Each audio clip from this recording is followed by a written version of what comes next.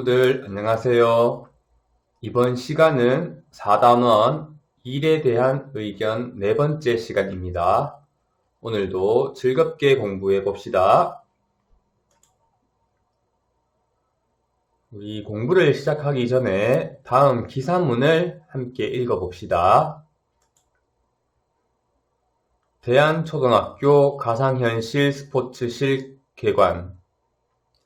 최근 개관한 대한초등학교 가상현실 스포츠실은 미세먼지, 우천 등 야외 날씨와 상관없이 체육활동을 할 수 있는 공간이다.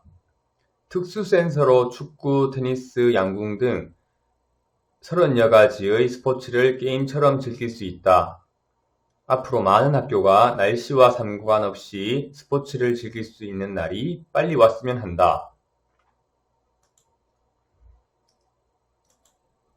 자, 이 기사문에 대한 선생님의 질문이 무엇인가요? 네, 기사문에 대한 의견을 물어보고 있습니다. 대한이는 지난 시간에 열심히 공부했는지 기사문의 사실과 의견을 잘 구분할 줄 아나 봅니다. 선생님은 기사문의 의견을 구분하는 것보다 기사문에 대한 대한이의 의견을 궁금해하는데요. 대한이가 사실에 대한 의견 말하기를 좀 어려워하는 것 같습니다.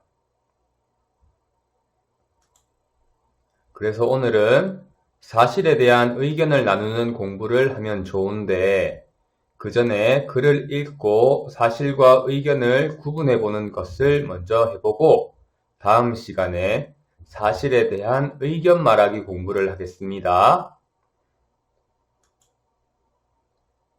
자, 그럼 배운 문제에 따른 활동으로 글을 읽고 내용 파악하기, 사실과 의견 구분하기 순으로 공부해 보도록 하겠습니다. 배운 문제를 다 같이 학습장에 써봅시다.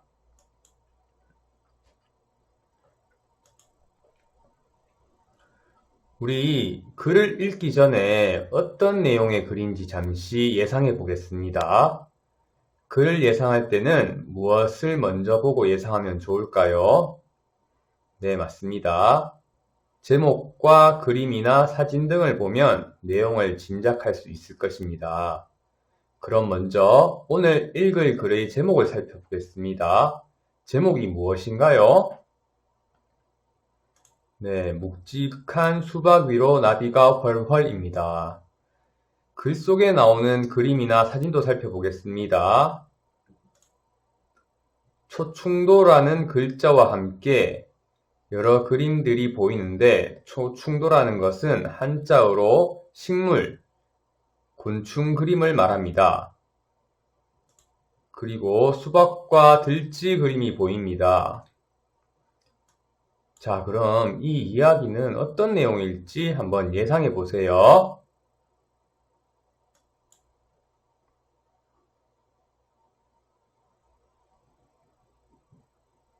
아마 묵직한 수박 위로 나비가 홀홀이라는 제목과 그림을 보니 그림에 대한 설명하는 글일 것 같죠. 또 어떤 친구들은 초충도에 대해 알려주는 글인 것 같다라는 친구도 있을 것 같네요.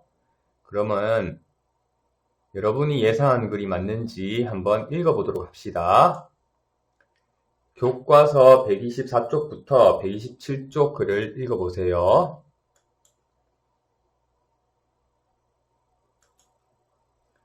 글을 잘 읽어보았나요? 그럼 글의 내용을 파악해 질문을 만들어 보도록 하겠습니다. 질문은 세 가지로 만들어 보세요. 학습장에 질문을 적고 자신이 생각하는 답도 적어 봅시다. 혹시 시간 내에 다 만든 친구들은 교과서의 질문에 답도 적어 보세요. 시작하세요.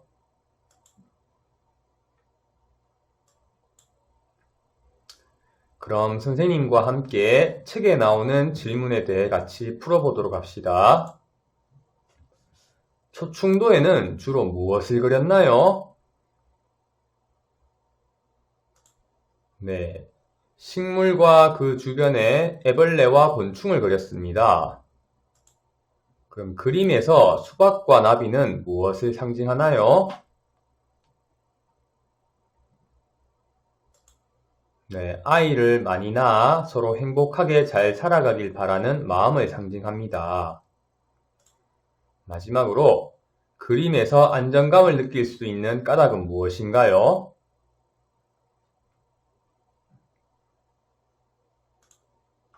네, 커다란 수박 두 덩어리가 화면의 무게중심을 잡고 있고 휘어져 올라간 수박 줄기와 페랭이 꽃의 반듯한 직선 줄기가 서로 대비를 이루고 있기 때문이죠.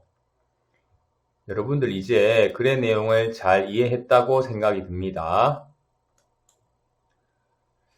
그럼 이제 사실과 의견을 구별해 볼 건데 우리가 지난 시간에 공부한 사실과 의견을 구별하는 방법을 다시 한번 떠올려 보겠습니다. 먼저 사실은 현재에 있는 일, 그리고 실제로 있었던 일을 나타낸 것이죠. 의견은 대상이나 일에 대한 생각이 드러나는 것을 말한다는 것을 이 단원 첫 시간에 배웠습니다.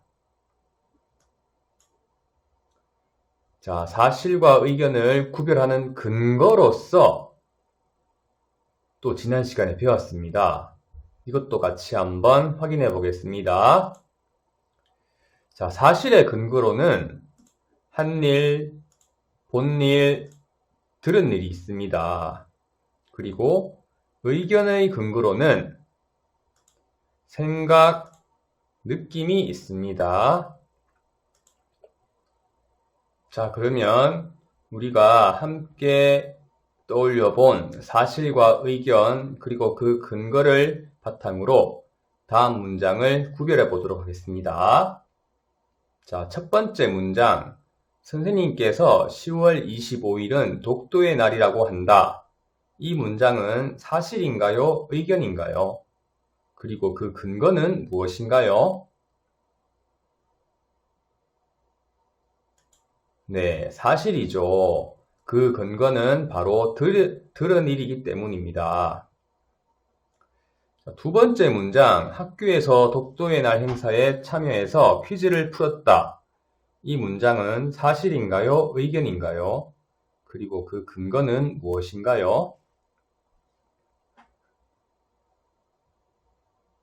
네, 사실입니다. 그 근거로는 한 일이기 때문입니다. 세 번째 문장, 우리 반 친구가 독도 퀴즈를 제일 많이 맞추어서 상품을 받았다. 이 문장은 사실인가요? 의견인가요? 그리고 그 근거는 무엇인가요?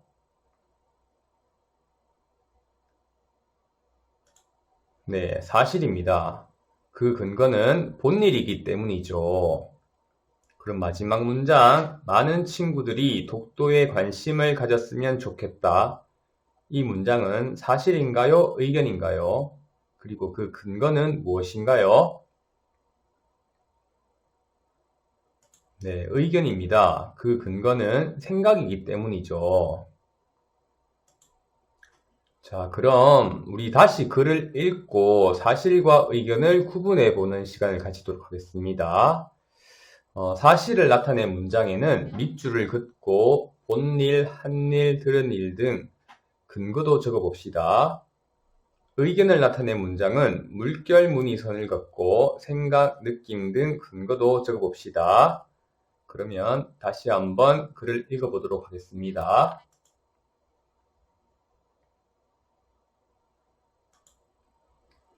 여러분들 사실과 의견을 그 근거를 바탕으로 하여 잘 구별했나요? 책을 모두 읽고 구별하면 좋은데 선생님과 간단하게 몇 가지 문장만 사실과 의견을 구별해 보겠습니다. 자, 첫 번째, 참으로 당당해 보이는 수박 덩어리 지요는 사실인가요? 의견인가요? 네, 의견입니다. 수박 덩어리를 볼 때는 사실 같지만 당당해 보이는 부분을 보면 생각과 느낌을 나타내므로 의견이라고 볼 수 있습니다. 두 번째 문장, 줄기에 작은 수박 하나가 더 매달려 있군요. 이 문장은 무엇인가요? 네, 사실입니다. 본일을 나타내고 있기 때문이죠. 세 번째 문장, 나비의 색깔이 서로 대비를 이루어 인상적입니다. 이 문장은 무엇인가요? 네, 의견입니다. 인상적이라는 말을 보니 느낌을 나타낸 것이기 때문이죠. 네 번째 문장, 수박 껍질을 뚫어내고 수박씨를 먹고 있는 모습입니다. 이 문장은 무엇인가요? 네, 사실입니다. 본일을 나타내고 있기 때문이죠. 마지막 문장, 안정감 속에 변화와 생동감이 은근히 배어 있지요. 이 문장은 무엇인가요? 네, 의견입니다. 생각과 느낌을 나타낸 문장이기 때문이죠. 그럼 우리가 처음에 대한이가 본 신문 기사를 다시 한번 읽어보고 사실과 의견을 구별해 보도록 하겠습니다. 자, 여러분들 대한이를 위해 이 신문 기사를 사실과 의견으로 구분해 봅시다.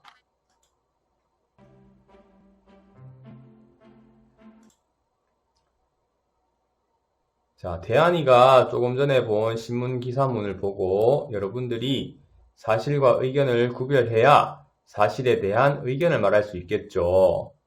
대한이를 위해 신문 기사문에서 사실과 의견을 구분해 봅시다. 자, 첫 번째 문장은 보거나 들은 일로 사실에 해당되겠죠. 그리고 두 번째 문장 또한 보거나 들은 일로 사실에 해당되겠습니다. 마지막 문장은 생각이나 느낌을 나타내므로 의견에 해당되겠습니다. 여러분들 잘 구별했습니다. 오늘은 글을 읽고 사실에 대한 의견 말하기에 앞서 사실과 의견을 구분해 보았습니다. 지난 시간 배웠지만 오늘 배움에서 가장 중요한 내용이니 학습장에 같이 정리하면서 봅시다.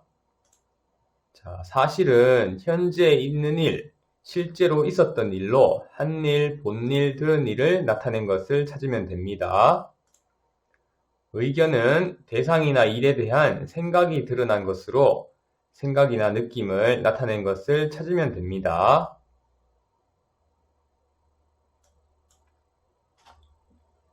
오늘 공부한 내용을 확인해 보겠습니다. 오늘 배운 문제가 무엇이었나요? 네, 글을 읽고 사실과 의견을 구분해 보았습니다. 사실과 의견을 구분한 후 사실에 대한 여러분의 의견을 다음 시간에 살펴보도록 하겠습니다. 자, 오늘 알게 된 점과 다짐을 학습장에 정리해 봅시다.